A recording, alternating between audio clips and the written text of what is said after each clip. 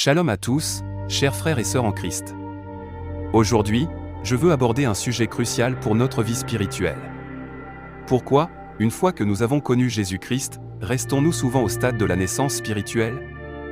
En effet, Jésus a choisi ses disciples un par un, leur consacrant 3 années d'enseignement.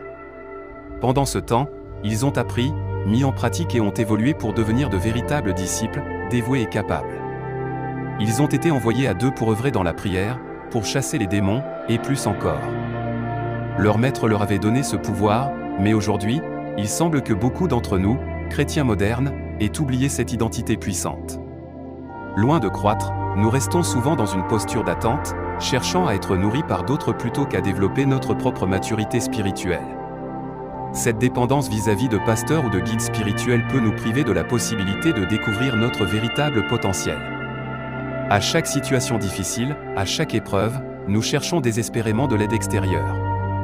Pourtant, Jésus-Christ, notre Sauveur, nous a conféré le même pouvoir qu'il avait donné à ses disciples. Nous sommes des cohéritiers avec lui, appelés à agir pour le royaume de Dieu. Considérons l'image de l'enfant qui naît.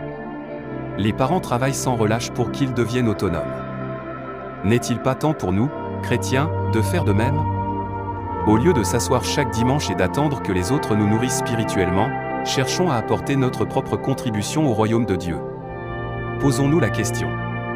Que faisons-nous des enseignements que nous avons reçus? Partageons notre foi, parlons de l'amour de Christ et cherchons à atteindre ceux qui ne le connaissent pas encore.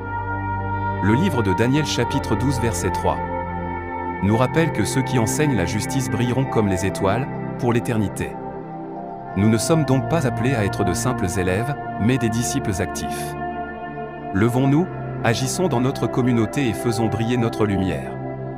Chaque âme gagnée, chaque acte d'amour, est une victoire pour notre roi.